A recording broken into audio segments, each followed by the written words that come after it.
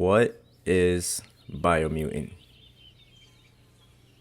In the words of the developers, Biomutant is a new and original open-world action RPG that is coming to all consoles, PlayStation, Xbox, PC, excluding Switch. Sorry, Nintendo, I don't know why you guys don't want the game. Maybe the Switch can't handle it, but it's set in an imaginative post-apocalyptic universe, and it is described by the developers as a kung fu fable featuring fantastic creatures to discover, dangerous factions to navigate, and a vibrant world to explore with mechs, paragliders, balloons, mounts, jet skis, and much more.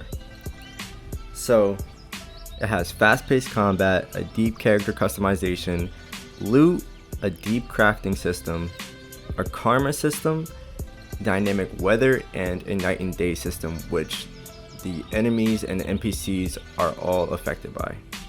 So I'm going to start with the story.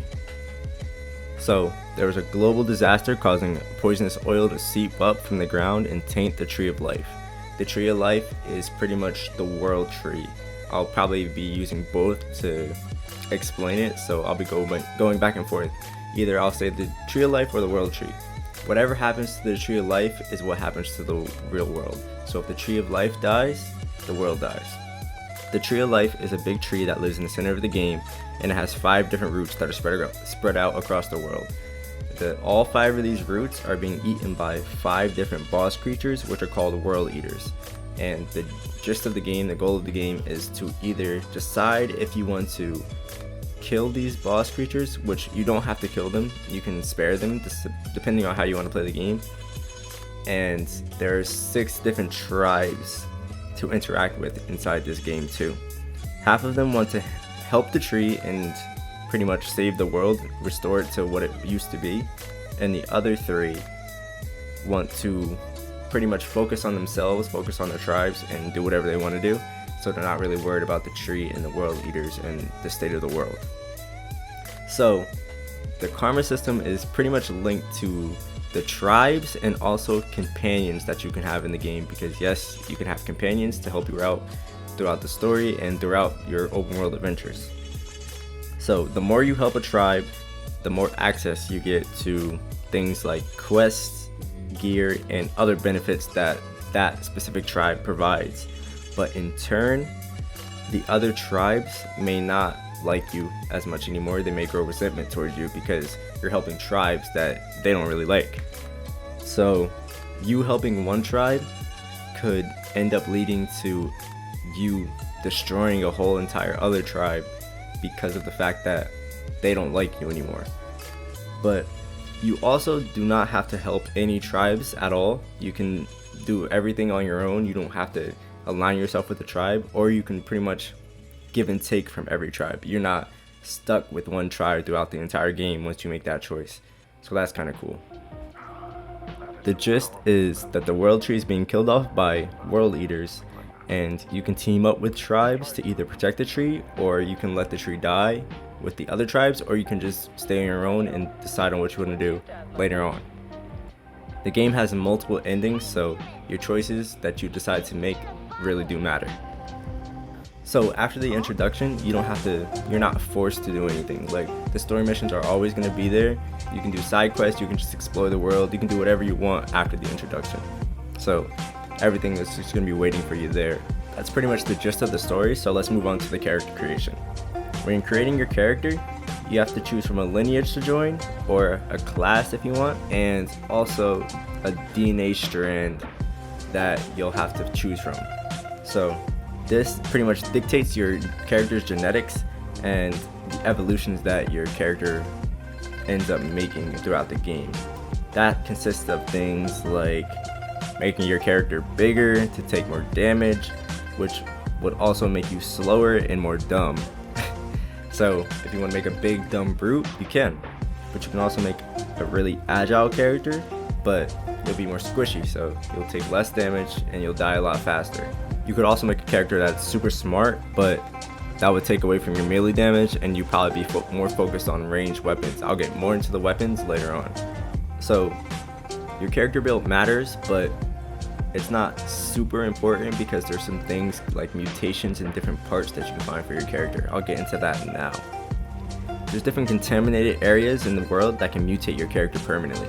So there's going to be contaminated areas throughout the world that can pretty much mutate your character permanently, and you'll gain new abilities and things from those contaminated areas.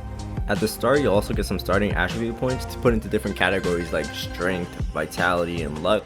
So think of a game like Fallout in that aspect. So make sure you spend your attribute points wisely. You'll also probably get some throughout the game when you level up and things like that. There will also be parts that you can find in the world. So pretty much you can go and travel and explore throughout the world and find different things for your character, like robotic arms, claws, and even wings. So these are some things that can help you out in combat and also help you traverse the map better. So like there'll be some parts of the map that'll be locked out to you because you don't have these things yet. So when you find these things, you can go back to those parts of the map and then end up being able to explore and pretty much find out what's in that area now that you have that part. So make sure that you keep those things in mind when you're playing. For example, there are death zones on the map, and you'll need a gas mask and an oxygen tank to access. If you don't have these, then you'll end up dying. But you can also access these points, these death zones, with one of the different vehicles in the game, because it'll let you breathe oxygen from that vehicle.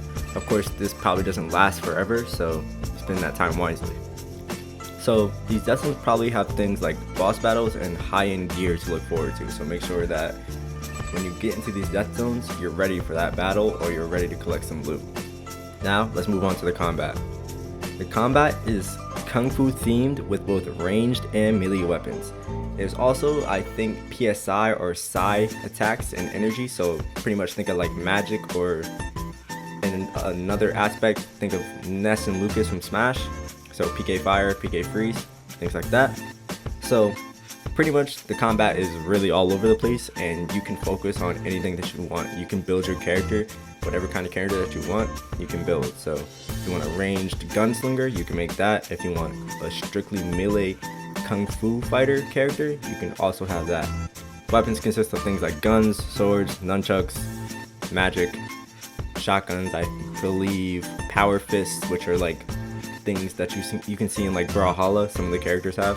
You'll also be able to unlock skills and combos, and these things are unlocked throughout the world, and they're also under the category of Wung-Fu, which is the game's style of Kung Fu. The game is based on Kung Fu, but they have Wung-Fu, if you guys get that. You can learn Wung-Fu from different Wung-Fu masters around the world, and you'll do their quest and pretty much learn their styles. So in an aspect that I'll probably do when I'm playing, I'll probably go out and learn every single style that I can, if that's a possibility, and pretty much be a Wung-Fu master. You can learn things like specific attacks, debuffs, and even things like dual wielding. And I'll get into skills like dual wielding and stuff like that later on, because some things from the pre-order bonus consist of that. Now I'm going to move into customization and crafting. The loot and weapon customization and the crafting system is some of the most in-depth I've ever heard of in games. You could find and build a weapon out of a toothbrush. The developers have confirmed that we'll have over 1 million different combinations of ranged and melee weapons that we're able to craft and pretty much customize. These weapon parts also have rarities to them, so they can go from common to legendary, and of course, as you get higher in the rarities, the weapons get better, the parts get better, damage, aspects, some abilities I guess get cooler, things like that. Experiment 101 has said that they're focusing on the base game, launching the base game, making sure that it's everything that they want it to be, and potential post-launch content could come afterwards. So this depends on how well the game will do, and I guess the lifespan of the game, depending on how people are playing it and how long people are staying on the game. So if you guys are liking the game, then they'll add some more post-launch content. So you guys can look forward to that if you're enjoying the game. Biomutant is going to be coming to all the consoles, all platforms, PC and PS4 and Xbox One, also the next gen versions as well. I'm not sure if we're going to be getting updates for next gen versions, but of course you can play the PS4 and Xbox versions on the newer consoles. Sadly, Switch, I don't think you'll be getting a Biomutant port, but Never know.